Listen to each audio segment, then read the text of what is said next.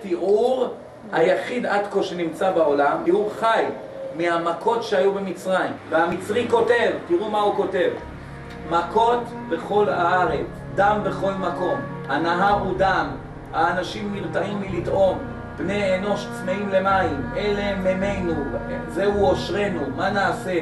הכל נחרב, כל החיות ליבם בוכה, הבקר גואה, עצים הושמדו, וכאן כתוב מפורש: ויהי הדם בכל הארץ, הנה דם, ויהפכו כל המים ביאור לדם, הנה הנהר הוא דם, ויבש היאור, נרתעים מלטעום, ויחפרו כל מצרים סביבות היאור וכו'. כל מה שהוא מתאר, כן?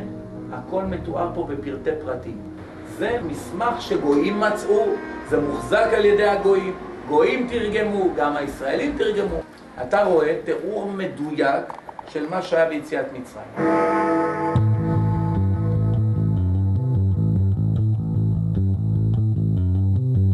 מרכיבים את הטיל הזה ב-F-16, בתא הטייס יש מסך קטן, הטייס יש לו מין צלב כזה על המסך, הוא מכוון אותו למטרה, כי הטיל מצלם מה שיש למטה.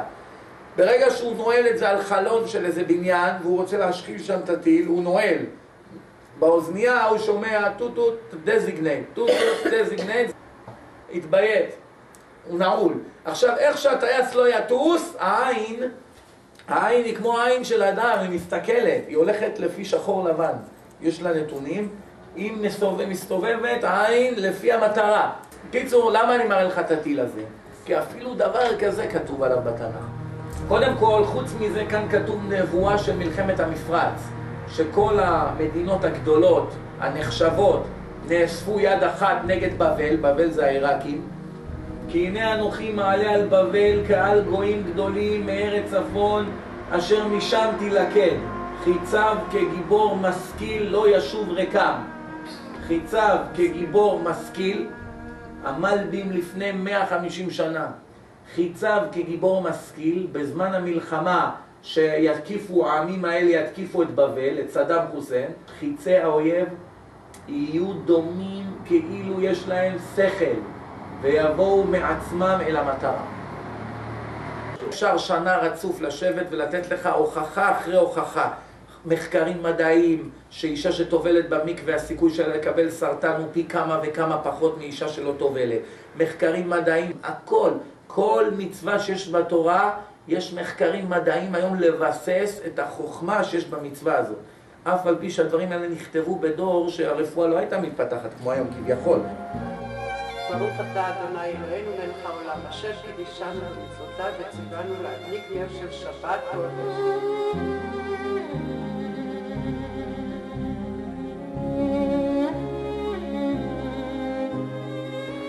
היום הזה האדם חייב אותו לבריאות הנפשית שלו. זה יום שהנשמה צועקת, תן לי קצת אוכל. כל השבוע אתה עסוק בלתת אוכל לגוף. סיגריה זה תאוות הגוף. אוכל זה תאוות הגוף. בגדים זה גוף. הכל זה גוף. אוטו זה גוף. הכל זה גוף. מה עם הנשמה? מה עם הרוחניות של האדם? יש לו יום מיוחד בשבוע שאלוקים ציווה. מה כתוב על שבת? ושמרו בני ישראל את השבת, לעשות את השבת לדורותם. ברית עולם. ברית. מה זה ברית? הסכם. כמו ברית מילה. הסכם אליי, ברית. ברית עולם. ביני ובין בני ישראל אות היא לעולם. אות, סימן, שלט בחנות. אם אין שלט אין חנות. אות היא לעולם. כי 6 ימים עשה השם את השמיים ואת הארץ, וביום השביעי שבת ויהי נפש. אני בראתי את העולם ב6 ימים, ביום השביעי לא יצרתי יתוש. כלום. אני נותן לך, בני היהודי היקר, סיכוי חד פעמי, היום בהר סיני, להעלות את עצמך מבחינה רוחנית לעם שלי, לעם שנתתי לו חיי נצח, העם שאני עתיד לשלם לו גן עדן למיליארדים של שנים על כמה מצוות פעוטות שהוא עושה פה בכדור הארץ. ראה אנוכי נותן לפניך היום את החיים ואת הטוב, את המוות ואת הרע, ובחרת בחיים. יש לך בחירה לבחור במוות, יש לך זכות בחירה לבחור בחיים. על התורה נאמר כי הם חיינו ואורך ימינו, ובהם נהגה יומם ולילה. מי שמנתק את עצמו מהיהדות, ניתק את עצמו מעץ החיים. אף על פי שהוא לא תמיד מרגיש בזה לצערנו הרב, גם אמר לי פעם מי שנמצא בשירותים, הוא לא מריח את הצועה עד שלא מוציאים אותו ומחזירים אותו. אבל באופן כללי צריך להבין, לא כל מה שנראה לך טוב הוא באמת טוב. הדבר היחיד בעולם שהוא גם טוב וגם אמת זה יהדות. יש הרבה דברים שזה טוב, אבל זה שקר. למשל סמים. אדם מכור לקוקאין, אז באותו זמן שהוא עושה את זה הוא מאוד שמח. אבל אחרי שפג ההשפעה של הסם, לא רק שהוא נכנס לדיכאון, הוא גם שוקע ואת כל כספו הוא מאבד ומת בסוף. למה? באותו זמן שהוא משתמש בסמים, זה טוב, אבל זה שקר. זה דבר טוב, אבל זה שקר.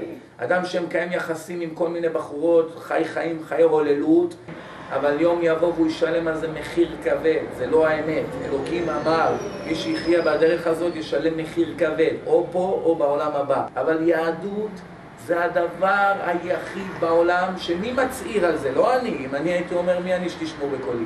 שבורא עולם קבע עובדה. אני בראתי בני אדם, אני בראתי מין, אני בראתי אוכל, אני בראתי את כדור הארץ, אני בראתי גן עדן, בראתי גיהנום, בראתי הכל. הכל תלוי בי, אני מנהל את כל המערכת. נתתי לך אפשרות להציל את עצמך ולהביא את עצמך למקום שאין קץ לשכר שאני אשלם לך עליו. ראה אנוכי נותן לפניך היום את החיים ואת הטוב, את המוות ואת הרע, ובחרת בחיים.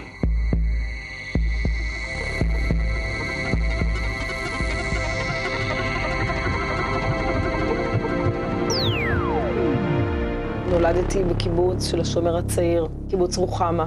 בילדותי מעולם לא היה לי מושג על יהדות. בקיבוץ לא לימדו אותנו שום דבר. עד גיל 30 לא ראיתי אף פעם בית כנסת, ולא ראיתי סידור תפילה אף פעם. והיו חגים שחגיגו בקיבוץ, שהיו כמה סמלים מהיהדות, אבל כמובן שדברים כמו שבת וכשרות אפילו לימוד של נושאים הכי פשוטים שמלמדים ילדים קטנים, אנחנו לא ידענו. יום אחד, כשהלכתי ברחוב בתל אביב, ברחוב בוגרשוב, נפל עליי פיגום מגג של קומה חמישית בבניין שבנו אז. ברגע שהנשמה לא נמצאת בתוך הגוף, אז ממילא אין שום תחושה מהתחושות של הגוף. אז אפילו אם הגוף חבול, אין שום הרגשה של כאב. וכשאני יצאתי, אני הרגשתי תחושה של התעלות מאוד גדולה, וכמובן שלא היה לי פחד משום דבר. והייתה הרגשה מאוד מאוד טובה, ואחר כך הכל התחיל להיות מטושטש, ונכנסתי כביכול לתוך חושך. ובקצה של החושך הזה ראיתי אור. האור היה כל כך חזק ומסנבר ובהיר, שהוא פשוט היה אור בלתי גבולי. אין בעולם שלנו איזשהו אור שיכול להסביר מה זה האור הזה. כל הזמן הזה, מהרגע שאני נכנסת לתוך האור, אני כל הזמן עולה יותר ויותר גבוה, ואני נכנסת יותר פנימה עמוק אל תוך ההוויה הזאת, אל תוך האור. דבר ראשון שהאור עושה, הוא מראה לי את כל החיים שלי, מהרגע שנולדתי ומהרגע שהנשמה שלי נכנסה לתוך הגוף, עד לרגע שבו יצאתי מהגוף. האור שואלת אותי אם אני מאשרת שאלו היו החיים שלי. אני אומרת לו שכן, אני מאשרת שאלו היו החיים שלי. זה לא היה אור חזק, זה היה לבן רגוע, זה היה לבן של שקט, לבן של שלום, לבן של טוב. לא היה אפור, לא היה רע. עכשיו, כשמישהו התחיל לדבר איתי, התחלתי לרחף. זאת אומרת, התחלתי כאילו לעלות ולהסתכל עליהם מלמעלה. אין לי ספק שהייתי בעולם הבא. אין לי ספק, הייתי אולי בשער. והחליטו, אתה יודע מה? תחזור. מוות קליני הוא לא בדיוק מושג קליני, מושג רפואי, הוא יותר מושג עממי. הוא מושג שאומר שישנה הפסקה בפעילות הלב והפסקה זמנית במחזור הדם. המושג מוות קליני פירושו מוות הפיך, כלומר מוות שלמעשה יש הפסקה בפעילות הגוף, הפסקה בפעילות החשמלית של הלב, הפסקה בנשימה, אבל עדיין לא נוצרו נזקים בלתי הפיכים למוח, לא נוצרו נזקים בלתי הפיכים לרקמות, ולכן אפשר להחיות את אותו אדם. כיום אנחנו נמצאים במצב שהעולם המדעי המתקדם הגיע למצב שהוא למעשה פותח בפנינו צוהר להביט מעט על התהליך של חיים שלאחר המוות, ולגלות שלמעשה המוות הוא לא מצב של חידלון, אלא יש משהו מעבר לזה. ישנה ישות רוחנית שקיימת בנו, שהיא למעשה האני האמיתי שלנו, שאנחנו את אותו אני לוקחים איתנו הלאה. למעשה כל מה שאנחנו מזהים בתור האני, כשאנחנו מסתכלים על הגוף שלנו, זוהי אשליה. הגוף הזה הוא בסך הכל כלי רכב. הכלי רכב הזה ביום מן הימים מגיע אל נקודת החנייה שלו. אנחנו, האני האמיתי שלנו, ממשיך הלאה למימד שונה של קיום. מספר קילומטרים מועטים להערכת המשטרה התפוצץ לי גלגל שמאלי קדמי, ובמהירות של 60-70 קמ"ש הגלגל התפוצץ. כתוצאה מזה הוא פשוט עקר לי את הזרוע. אחר כך התנגשתי כתוצאה מהניתוק של הכתף בתוך ההגה, ריסקתי את האף, ריסקתי את כל הלסת העליונה והשיניים, עקרתי את שורש כף היד. לא יודע, יד הנשימה, לא היה לי דופק, לא היה לי כלום. הכניסו אותי מגן דוד. עברו, אמרו שאיפה, אבל על הזמן. ואני מועבר ליחידה לשיקום בתל השומר. שם אני מספר לגיסי שקוראים לו שחר אשבל ולאחותי דגנית, שתהיה בריאה, שאני עובר טראומה מאוד קשה, ואני מבקש לדעת אם דודה מרים חיה או נפטרה. ואני ידעתי איך התעוררתי, אמרתי להם דודה מרים נפטרה, דודה מרים נפטרה, ושיקחו עליי כולם חודש וחצי, עכשיו הוא יצא מהמצבו, יציב כיסית כאשר אמר לי נפטרה. אני לא מוותר ואני אומר לו, אני רוצה לדעת, היא נפטרה או חיה? הוא אומר לי, אני לא יכול להגיד לך. הוא אומר לי, למה אתה כל כך מתעניין? אני אומר לו, תקשיב, אני לא יודע איפה, אבל היה לי משפט. אתה זוכר בזיכרון שלך? בטוח, שהיה משפט. שהיה משפט. ומה? ושאלו אותך שאלות? בטח. מה שאלו אותך? קודם כל, אתה קבעת איתי מתורה, נתת באמונה, ציפית נגיד. על זה עניתי. אתה יכול לענות רק על שלושת השאלות האלה. על השאר אתה לא יכול לענות, לא כלום לך, אין קול. יש איש טוב, לא רואים, יש כמו רמבול כזה טוב, שמוריד דברים רואים בזן השני, התורים רואים את הראש.